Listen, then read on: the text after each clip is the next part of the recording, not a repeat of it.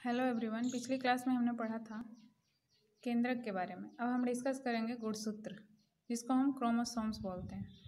तो क्रोमोसोम्स क्या होता है और ये कहाँ पाया जाता है? सर्वप्रथम ई स्ट्रासबर्गर ने 1875 में गुणसूत्र का पता लगाया था,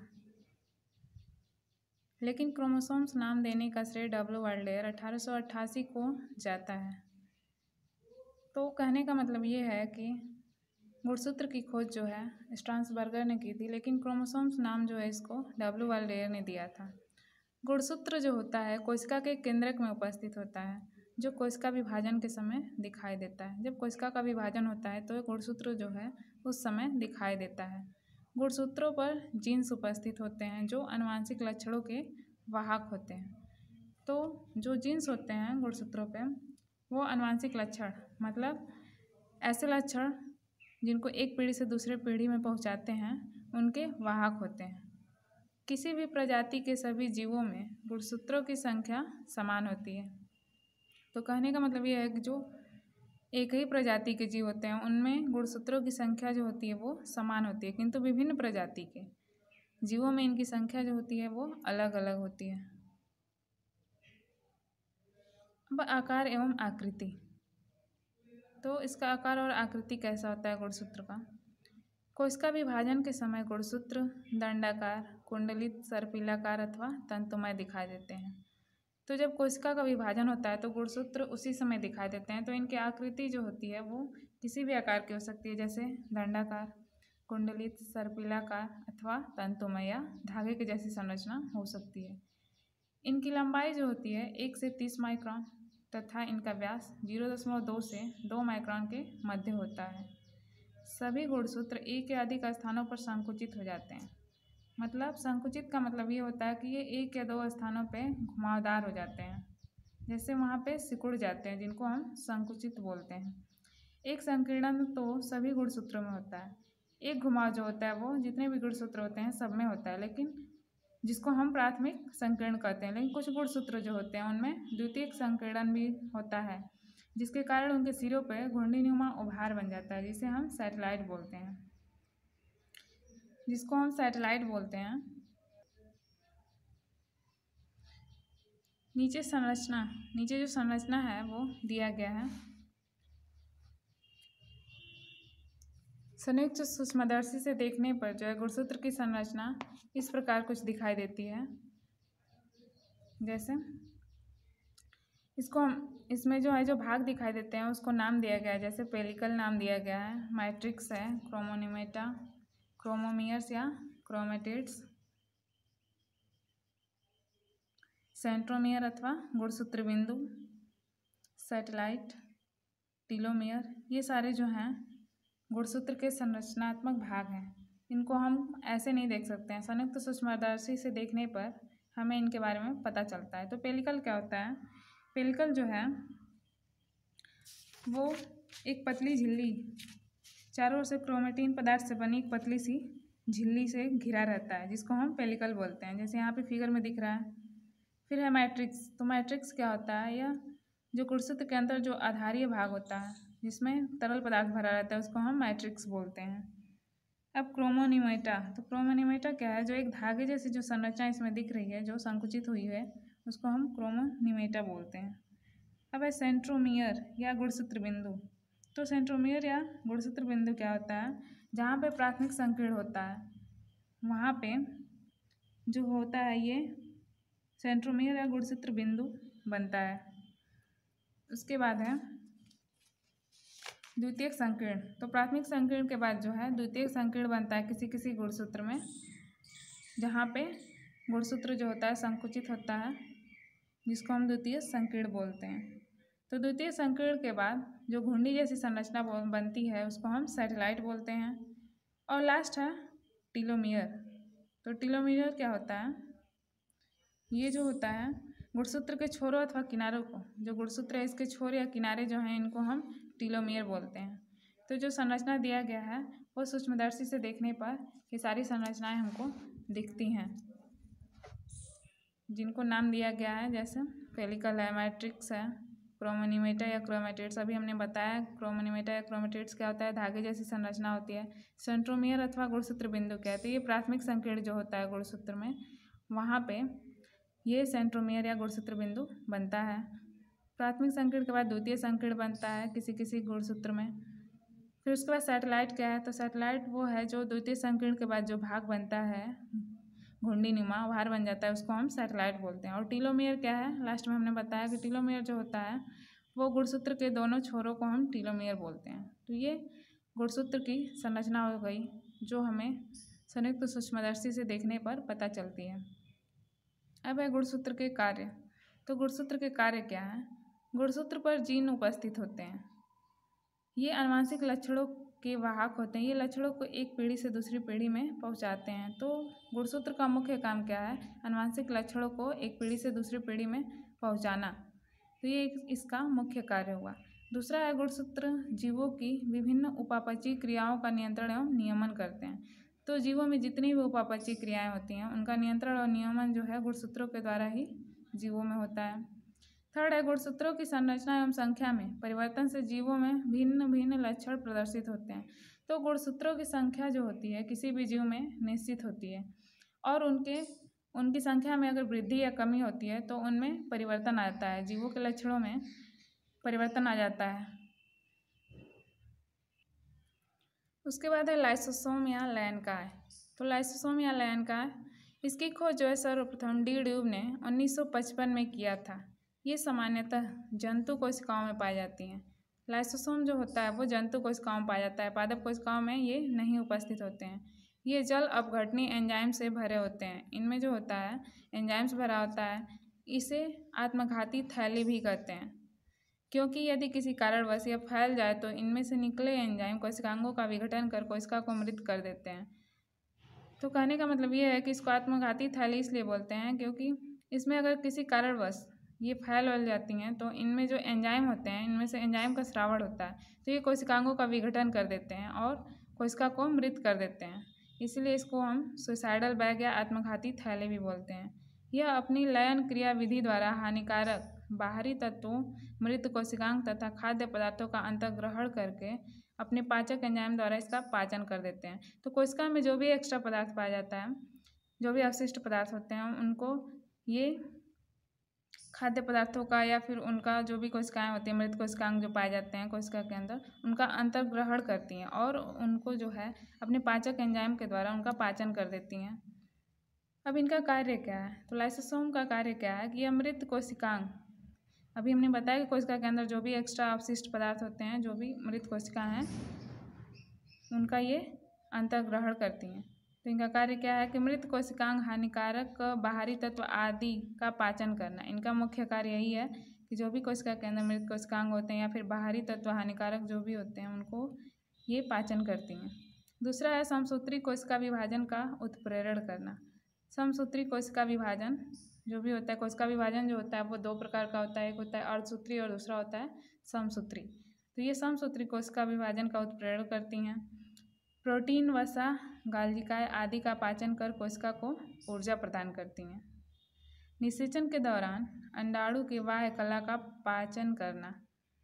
जब निषेचन होता है तो उस समय अंडाणु की जो बाहरी कला होती है उसका ये पाचन करती हैं।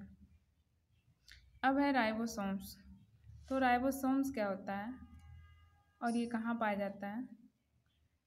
राइबोसोम्स की खोज जो है सर्वप्रथम पैलेडे ने 1955 में की थी। ये 150 एंगस्ट्रॉम से 250 एंगस्ट्रॉम व्यास के गोलाकार सूक्ष्म कण होते हैं। इनकी संरचना जो होती है कणों के समान होती है। राइबोसोम जो होते हैं वो कण के समान इनकी संरचना होती है और ये कोशिका में हर जगह पाए जाते हैं, जैसे कोशिका द्रव्य हुआ, केंद्रक द्रव्य, माइटोकॉन्ड्रिया, हरित लवक तथा अंतःप्रद्रवी जालिका, जिसको हम ER भी बोलते हैं, मतलब इंडोप्लाज्मिक रेटिकुलम पर ये पाए जाते हैं। जैसे हमने पीछे अभी पढ़ा है कोशिकांग जितने भी थे उनमें जो है दाने जैसी संरचनाएं पाई जाती थी। जैसे माइटोकॉन्ड्रिया भी हमने पढ़ा है, हरित लवक भी पढ़ा है, इंडोप्लाज्मिक रेटिकुलम भी पढ़ा है। तो उस पर दाने जैसी जो संरचना पाई जाती थी, गोल गोल सूक्ष्म कण जो संरचनाएं जो दिख रही थी उसको हम राइबोसोम्स बोलते हैं। ये RNA तथा प्रोटीन के बने होते हैं। राइबोसोम्स की संरचना जो होती है RNA तथा प्रोटीन की होती है। आरएनए क्या होता है? यह एक न्यूक्लिक अम्ल है। तो राइबोसोम्स का निर्माण जो होता है न्यूक्लिक अम्ल आरएनए तथा प्रोटीन से होता है। ये दो प्रकार के होते हैं। राइबोसोम्स जो होते हैं वो जनरली दो प्रकार के होते हैं। फर्स्ट है 70S राइबोसोम्स और सेकंड है 80S राइबोसोम। तो 70S राइबोसोम जो होता है वो किस में पाए जाते हैं? ये प्रोकैरियोटिक कोशिकाओं में पाए जाते हैं। प्रोकैरियोटिक कोशिकाएं जो होती हैं जैसे जीवाणु हो गया, नीले हरे शैवाल, जितने सूक्ष्म जीव होते हैं उनकी कोशिकाएं जो होती हैं प्रोकैरियोटिक होती हैं। तो ये प्रोकैरियोटिक कोशिकाओं में 70S प्रकार के राइबोसोम्स पाए जाते हैं। सेकंड है 80S राइबोसोम। तो ये राइबोसोम जो हैं यूकैरियोटिक कोशिकाओं में पाए जाते हैं। जितनी भी यूकैरियोटिक कोशिकाएं होती हैं उनमें जो है 80S प्रकार के राइबोसोम्स पाए जाते हैं। अब है जीन्स। अभी हमने गुणसूत्र पढ़ा था तो उसके अंदर वर्ड आया था जीन्स। तो जीन्स क्या होता है? ये गुणसूत्रों पर स्थित होते हैं। पिछले टॉपिक में हमने बताया था कि जीन्स जो होते हैं गुणसूत्रों पर उपस्थित होते हैं। जीन डीएनए से निर्मित होते हैं। इनका निर्माण जो होता है डीएनए से मिलकर बना होता है। डीएनए क्या है? डीएनए एक न्यूक्लिक अम्ल है जिससे जिससे जीन का निर्माण होता है। जीन शब्द का प्रयोग सर्वप्रथम जॉनसन ने 1909 में किया था। जीन लक्षणों के निर्धारक, नियंत्रक एवं वाहक होते हैं। तो पीछे अभी हमने पढ़ा था पिछले टॉपिक में कि जीन जो होते हैं आनुवांशिक लक्षणों के वाहक होते हैं। मतलब जितने भी आनुवांशिक लक्षण होते हैं एक पीढ़ी से दूसरी पीढ़ी में पहुंचाते हैं और उनका नियंत्रण और निर्धारण करते हैं। जीन लक्षणों को अभी हमने बताया कि एक पीढ़ी से दूसरी पीढ़ी तक पहुंचाते हैं। सामान्यतः एक जीन एक लक्षण का निर्धारण करते हैं। तो कहने का मतलब ये है कि जो भी जीन होता है वो एक लक्षण के लिए विशिष्टीकृत होता है। वो एक ही लक्षण को एक पीढ़ी से दूसरी पीढ़ी में पहुंचाता है और निर्धारण करता है। अब है आरएनए, जिसको हम न्यूक्लिक एसिड भी बोलते हैं। इसका फुल फॉर्म है राइबो न्यूक्लिक एसिड। तो आरएनए एक न्यूक्लिक अम्ल है जो कहाँ पे पाया जाता है? यह केंद्रक के केंद्रिक राइबोसोम, अंतःप्रद्रवी जालिका तथा मुक्त रूप से कोशिका द्रव्य में मिलता है। तो आरएनए जो है कोशिका के कोशिकांगों में जैसे राइबोसोम्स हो गया, अंतःप्रद्रवी जालिका हो गया, केंद्रिक हो गया, इनमें मुक्त रूप से मिलता है। सामान्यतः आरएनए आनुवांशिक पदार्थ नहीं होता है। आरएनए जो होता है वो आनुवांशिक पदार्थ नहीं होता है। यह मुख्यतः प्रोटीन संश्लेषण का महत्वपूर्ण कार्य करता है। इसका काम जो होता है प्रोटीन संश्लेषण में होता है, बाकी ये आनुवांशिक पदार्थ नहीं होता है। आरएनए मुख्यतः 3 प्रकार के होते हैं। फर्स्ट हो गया संदेशवाहक आरएनए जिसको हम मैसेंजर आरएनए बोलते हैं। सेकंड है राइबोसोमल आरएनए जिसको राइबोसोमल आरएनए ही बोलेंगे।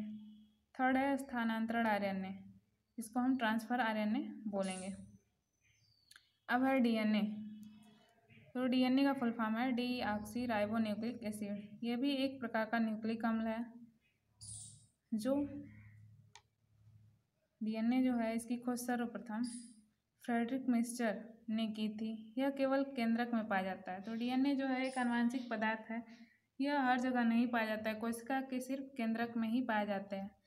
डीएनए आनुवांशिक लक्षणों को एक पीढ़ी से दूसरी पीढ़ी में पहुंचाते हैं। तो डीएनए का मुख्य कार्य क्या होता है कि ये आनुवांशिक लक्षणों को, क्योंकि एक आनुवांशिक पदार्थ है जो लक्षणों को एक पीढ़ी से दूसरी पीढ़ी में पहुंचाता है। तो डीएनए का मुख्य कार्य क्या है? ये आनुवांशिक लक्षणों को एक पीढ़ी से दूसरी पीढ़ी में पहुंचाता है, तो इसको हम आनुवांशिक पदार्थ बोलते हैं। और आरएनए का काम क्या है कि ये प्रोटीन संश्लेषण में महत्वपूर्ण कार्य करता है। तो ये दोनों जो हैं न्यूक्लिक अम्ल हैं, आरएनए और डीएनए, और इनका फुल फॉर्म जो है राइबो न्यूक्लिक एसिड और डीऑक्सी राइबो न्यूक्लिक एसिड। इसको हम याद रखेंगे। अब इतने सारे कोशिकांग पढ़ने के बाद अब हम पढ़ेंगे प्रोकैरियोटिक तथा यूकैरियोटिक कोशिका में अंतर।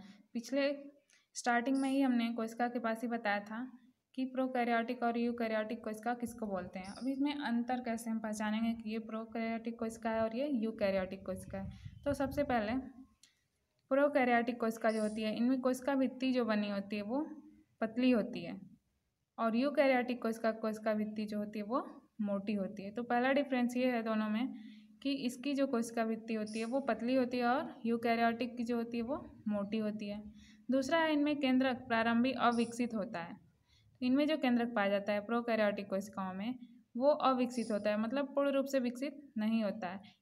और इसमें जो होता है यूकैरियोटिक कोशिकाओं में तो इनमें जो केंद्रक होता है वो पूर्ण रूप से विकसित होता है। थर्ड है इनमें केंद्रक कला अनुपस्थित होता है। तो कहने का मतलब ये है कि प्रोकैरियोटिक कोशिका में जो केंद्रक पाया जाता है उसके ऊपरी जो परत होती है जिसको हम केंद्रक कला बोलते हैं वो अनुपस्थित होता है, जबकि यूकैरियोटिक कोशिका में केंद्रक कला उपस्थित होता है। फोर्थ है इनमें कोशिकांग, जैसे माइटोकॉन्ड्रिया हो गया, गाल्गी का, एंडोप्लाज्मिक रेटिकुलम, लाइसोसोम तथा लवक। इसके अलावा भी बहुत सारे कोशिकांग हैं। तो जितने भी कोशिकांग होते हैं वो प्रोकैरियोटिक कोशिका में अनुपस्थित होते हैं, मतलब इसमें नहीं पाए जाते हैं। और यूकैरियोटिक कोशिका में जो हैं ये सारे कोशिकांग जितने भी हैं, माइटोकॉन्ड्रिया हो गया, गाल्गी का, एंडोप्लाज्मिक रेटिकुलम, लाइसोसोम, तो ये सारे जो कोशिकांग हैं वो उपस्थित होते हैं। प्रोकैरियोटिक कोशिका में राइबोसोम जो होता है वो 70S प्रकार के पाए जाते हैं। अभी हमने पीछे ही पढ़ा है कि राइबोसोम जो होता है वो 2 प्रकार के होते हैं, एक होता है 70S और दूसरा 80S। तो 70S राइबोसोम जो है वो प्रोकैरियोटिक कोशिका में पाया जाता है, जबकि 80S प्रकार का जो राइबोसोम्स है वो यूकैरियोटिक कोशिका में पाया जाता है। प्रोकैरियोटिक कोशिका में रिक्तिका जो होती है वो अनुपस्थित होती है, जबकि यूकैरियोटिक कोशिका में रिक्तिका उपस्थित होती है। प्रोकैरियोटिक कोशिका में जनन का मतलब कि अपने समान जीव उत्पन्न करने की क्षमता जो होती है उसको हम जनन बोलते हैं। तो इनमें जनन जो प्राय होता है वो विखंडन या मुकुलन द्वारा होता है। विखंडन या मुकुलन क्या होता है कि इनके शरीर का जो पार्ट होता है वो टूट के नया पार्ट में जन्म ले लेता है। शरीर का कुछ भाग जो होता है वो टूटता है और फिर नए भाग में परिवर्तित हो जाता है, उसको उस विधि द्वारा ये प्रजनन करते हैं। जबकि यूकैरियोटिक कोशिकाएं जो होती हैं वो उनका जनन जो होता है सूत्री एवं अर्धसूत्री कोशिका विभाजन द्वारा होता है। मतलब इनकी कोशिकाओं में जो है विभाजन होता है वो सूत्री विधि द्वारा होता है या अर्धसूत्री विधि द्वारा होता है। इनके द्वारा इनमें विभाजन होता है। तो प्रोकैरियोटिक और यूकैरियोटिक कोशिका में ये अंतर है, जिसके द्वारा हम पहचान सकते हैं कि कौन सी कोशिका प्रोकैरियोटिक है और कौन सी यूकैरियोटिक है। अब उसके बाद है पादप कोशिका तथा जंतु कोशिका में अंतर। वो तो प्रोकैरियोटिक तथा यूकैरियोटिक हो गया। अब पादप कोशिका तथा जंतु कोशिका क्या होता है? तो जंतु कोशिका जो जीवों में पाया जाता है उस कोशिका को हम जंतु कोशिका बोलते हैं, और पादप कोशिका का मतलब पेड़ पौधों में जो कोशिका पाई जाती है उसको हम पादप कोशिका बोलते हैं। तो इनमें अंतर क्या है कि जंतु कोशिका में कोशिका भित्ति नहीं होती है। जितनी भी जंतु कोशिकाएं होती हैं उनमें कोशिका भित्ति नहीं होती है। कोशिका भित्ति क्या होता है? एक कोशिका का आवरण होता है जो जंतु कोशिका में नहीं पाया जाता है। जबकि पादप कोशिका में सेलुलोज की बनी कोशिका भित्ति पाई जाती है। तो पादप कोशिका में जो है कोशिका भित्ति पाई जाती है जो सेलुलोज की बनी होती है। सेकंड है जंतु कोशिका परपोषी होते हैं। तो परपोषी का मतलब ये होता है कि ये पोषण के लिए, मतलब अपने भोजन के लिए दूसरे पे आश्रित होती हैं, जिनको हम परपोषी बोलते हैं। तो जितनी भी जंतु कोशिका होती हैं वो परपोषी होती हैं। और पादप कोशिका जो होती हैं वो प्रायः स्वपोषी होते हैं। पादप का मतलब पेड़ पौधों से है। तो पेड़ पौधे जो होते हैं अपना भोजन स्वयं बनाते हैं। तो जो जीव अपना भोजन स्वयं बनाते हैं उनको हम स्वपोषी बोलते हैं। तो पादप कोशिका जो होती है वो स्वपोषी होती है। जंतु कोशिका में संचित पदार्थ प्रायः ग्लाइकोजन होता है। तो जंतु कोशिका जो होती है उनमें संचित पदार्थ मतलब स्टोरेज के रूप में ग्लाइकोजन जो होता है वो संचित पदार्थ होता है जो उसमें स्टोरेज होता है। इसमें पादप कोशिका में जो है इसमें संचित पदार्थ के रूप में प्रायः मंड होता है जो पौधों में संचित रहता है। जंतु कोशिका में हरित लवक अनुपस्थित होता है। तो हरित लवक का मुख्य कार्य क्या है कि ये किसी भी पदार्थ को कलर देता है, हरा कलर देता है, हरा रंग देता है। तो जिस पदार्थ में हरित लवक उपस्थित रहेगा उसका रंग हरा होगा। तो जंतु कोशिका में जो है हरित लवक अनुपस्थित होता है, उनमें नहीं पाया जाता है। जबकि पादप कोशिका में हरित लवक उपस्थित होता है। तो पेड़ पौधों का रंग जो होता है हरा होता है। तो इससे साफ साफ पता चलता है कि इसमें हरित लवक उपस्थित होता है। हरित लवक का मुख्य कार्य यही होता है कि ये पौधों को कलर देता है, हरा रंग देता है, जिससे हम पहचान सकते हैं कि इसमें हरित लवक पाया जाता है। तो जितने भी पादप कोशिकाएं होती हैं उनमें हरित लवक उपस्थित होता है और जंतु कोशिकाओं में उपस्थित नहीं होता है। अब जंतु कोशिका में गालजिकाएं पूर्ण विकसित एवं अस्पष्ट होता है। तो गालजिकाएं जो है यह एक कोशिकांग है जो जंतु कोशिका में पाया जाता है और पूर्ण विकसित होता है और स्पष्ट होता है। जबकि पादप कोशिका में गालजिकाएं कम विकसित होता है, पाया तो जाता है लेकिन उसका विकास जो होता है थोड़ा कम होता है, तथा इसे हम पादप कोशिका में दूसरे नाम से भी बोलते हैं, जैसे इसको हम डिक्टियोसोम्स भी बोलते हैं। तो पादप कोशिका में ये पाया जाता है लेकिन इसका नाम जो है हम डिक्टियोसोम्स भी कहते हैं इसको। तो ये ओवरऑल पूरा चैप्टर कंप्लीट हो गया कोशिका का, जिसमें हमने सारे कोशिकांग भी पढ़ लिए और प्रोकैरियोटिक और यूकैरियोटिक कोशिका में अंतर भी हमने पढ़ा और जंतु कोशिका तथा पादप कोशिका में अंतर भी पढ़ा। तो ये कोशिका चैप्टर कंप्लीट हुआ। अब नोट में करके एडीपी और एटीपी इसका फुल फॉर्म हम याद कर लेंगे। जैसे एडिनोसिन डाइफॉस्फेट एडीपी का फुल फॉर्म है, और एटीपी इसको हम बोलेंगे एडिनोसिन ट्राइफॉस्फेट। ये जो फुल फॉर्म है कुछ जिसको हम याद कर लेंगे, जो कभी कभी पूछता है। जैसे डीएनए और आरएनए का हमने बताया, उसको भी याद कर लेंगे। और ये एडीपी और एटीपी, ये सारे फुल फॉर्म जो है अच्छे से याद कर लेंगे। अब नेक्स्ट चैप्टर में हम नेक्स्ट वीडियो में पढ़ेंगे उत्तक।